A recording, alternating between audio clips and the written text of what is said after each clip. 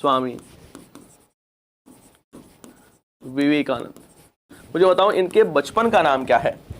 इनके आपसे पूछे कि साहब इनके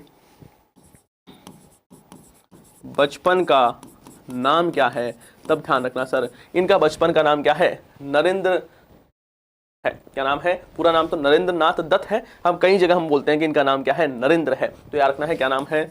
नरेंद्र नाथ दत्त क्या है? इनके बचपन का नाम है स्वामी विवेकानंद जी का। इनके गुरु कौन थे? तो याद रखना इनके गुरु थे रामकृष्ण परमहंस। कौन थे? रामकृष्ण परमहंस है वो इनके गुरु थे। रामकृष्ण परमहंस है वो इनके गुरुजी हुआ करते थे। ये कुछ बेसिक क्वेश्चन है जो आपसे अक्सर एग्जाम में पूछ लिए जाते हैं कि स्वामी विवेकानंद जी के बारे में कि इनका वास्तविक नाम क्या था, तो आपको याद रखना नरेंद्र नाथ दत्त था। इनके गुरु कौन थे? तो रामकृष्ण परमहंस थे, है ना। इनका गदाधर इनका वास्तविक नाम था, और रामकृष्ण परमहंस से दीक्षा लेने के बाद ही जो नरेंद्र नाथ है उनका नाम क्या हो गया? विवेकानंद हो गया। उस समय इनका नाम विवेकानंद नहीं था, वी दिशानंद था। बात को थोड़ा सा ध्यान से समझना, हुआ क्या था भाई? स्वामी विवेकानंद है ना। अब ये क्या थे कि इनके गुरुजी कौन थे? तो रामकृष्ण परमहंस गुरुजी थे। जब गुरुजी के पास में गए, गुरुजी ने पढ़ाया लिखाया, तो गुरुजी ने कहा बेटा नाम चेंज करना पड़ेगा, ये नरेंद्र नाम बहुत मॉडर्न है, नरेंद्र नाथ दत्त है वो नाम नहीं चलेगा, मैं नया नाम बताता हूं। तो उन्होंने नाम बताया वी दिशानंद। क्या? वी दिशानंद। ये नाम किसने बताया? ये इनके गुरुजी ने बताया, जिनका नाम था रामकृष्ण परमहंस। जब गुरुजी ने वी दिशानंद नाम बताया तो ये थोड़ा सा बोलने करने में डिफिकल्ट है। तो यहां पर वो खेतरी के महाराजा थे अजीत सिंह जी। कौन थे? खेतरी के महाराजा थे अजीत सिंह। खेतरी महाराजा अजीत सिंह जी। जब अजीत सिंह जी के पास में गए तो उन्होंने कहा कि बाकी सब तो ठीक है, बहुत बढ़िया भी हो आप, है ना, मैं आपको आर्थिक मदद भी करने वाला हूं, है ना, आपकी सहायता भी देने वाला हूं, और आपको यहां पर जो विश्व धर्म सम्मेलन है उसमें भी जाना है, तो कोई दिक्कत नहीं है, आप चले जाओ। लेकिन एक बात समझो कि क्या, है ना, बिल्कुल सही कह रहे हो सर, इनका जन्म 12 जनवरी को कोलकाता में हुआ था। हाँ, बात करेंगे तो ध्यान रखना है। उन्होंने कहा बाकी सारी चीजें ठीक है, लेकिन आपका नाम है ना ये वी दिशानंद इतना अच्छा नहीं लग रहा, इससे अच्छा है कि आप नाम क्या रख लो? विवेकानंद कर दो। क्या नाम कर लो? कि ये नाम है वो आप चेंज करके क्या कर दो? विवेकानंद कर दो। तब इनका नाम क्या हो गया? विवेकानंद हो गया था। ये बात ध्यान रखना है। तो खेतरी के महाराजा अजीत सिंह के सुझाव पर इनका नाम है वो क्या कर दिया गया था? विवेकानंद कर दिया गया था। और उन्होंने ही शिकागो जाने के लिए इनको हेल्प है वो की थी, मदद की थी। ये भी ध्यान रखना है। समझ गए, है ना।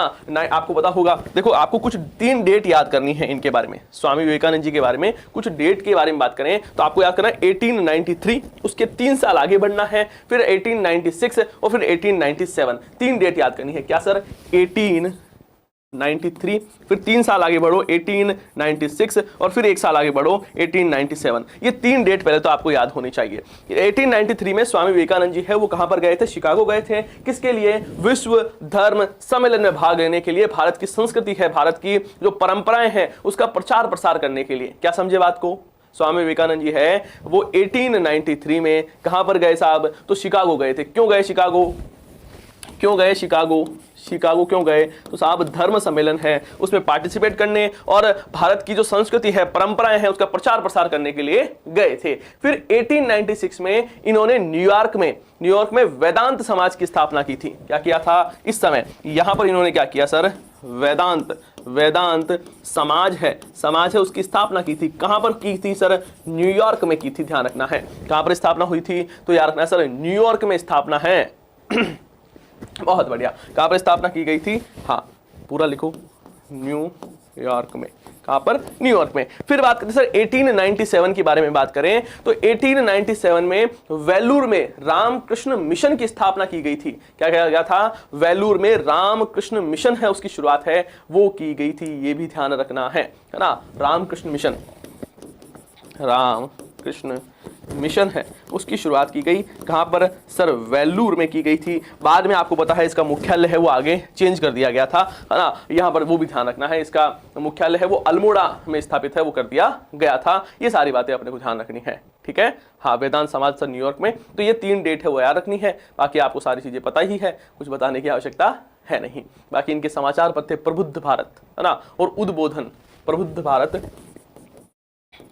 प्रबुद्ध भारत और उद्बोधन, ये क्या है सर, इनके समाचार पत्र है, ये ध्यान रखना है। और ये कहाँ, इनकी बुक्स आपसे पूछी जा सकती है, बुक्स ध्यान रखना है। बुक्स में क्या है सर, ज्ञान कर्म राज, तीन चीजें याद रखो, ज्ञान कर्म राज, ज्ञान कर्म और राज, ये तो क्या है सर, योग है, ये तो क्या है, योग है। मतलब ज्ञान योग, कर्म योग, राज योग, ये इनकी पुस्तक है, ठीक है। हाँ बिल्कुल ध्यान रखना है, क्या क्या याद करोगे, याद करना है ज्ञान योग, कर्म योग, राज योग, है ना, ये तो इनकी बुक्स है। एक है मैं समाजवादी हूं, एक बुक है इनकी मैं समाजवादी हूं, तो ये बुक्स आपको थोड़ी सी याद करनी पड़ेगी, ठीक है। ज्ञान कर्म राज ऐसे याद करना, ज्ञान कर्म राज, इनके सबके आगे योग लगाना है, और मैं समाजवादी हूं, ये क्या है, इनकी बुक्स है, ये चीजें भी ध्यान रखनी है, ठीक है। फिर याद रखना है स्वामी विवेकानंद जी है,